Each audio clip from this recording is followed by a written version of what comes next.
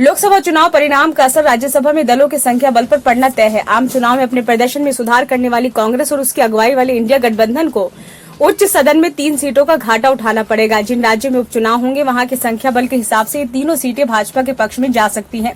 इस नए समीकरण से राजग उच्च सदन में बहुमत के करीब पहुंच सकता है। गौरतलब है कि लोकसभा में राज्यसभा के 10 सदस्य चुनाव जीते हैं। इनमें से 7 भाजपा, 2 कांग्रेस और 1 राजद है।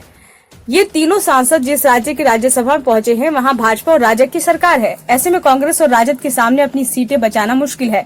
वर्तमान में भाजपा के पास 90 और उसकी सहयोगी के 11 सदस्य हैं। भाजपा को 7 नामित और 3 निर्दलीय सांसदों में से 10 का समर्थन हासिल है।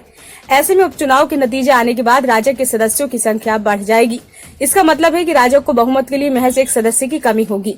लोकसभा चुनाव जीतने वालों में भाजपा के पीयूष गोयल, बिप्लब देब, माधवराव सिंधिया, सर्बानंद सोनोवाल, कामाख्या प्रसाद तासा, विवेक ठाकुर, उदयनराजे भोसले, कांग्रेस के केसी वेणुगोपाल, दीपेंद्र हुड्डा और राजद की मीसा भारती हैं। विपक्ष के तीनों उम्मीदवार भाजपा राजग शासित राज्य बिहार, राजस्थान और हरियाणा से हैं। ऐसे में कांग्रेस राजद के लिए उपचुनाव जीतना मुश्किल है। गौरतलब है कि इनमें वेणुगोपाल और हुड्डा का 2 साल तो मीसा का 4 साल का कार्यकाल बाकी है।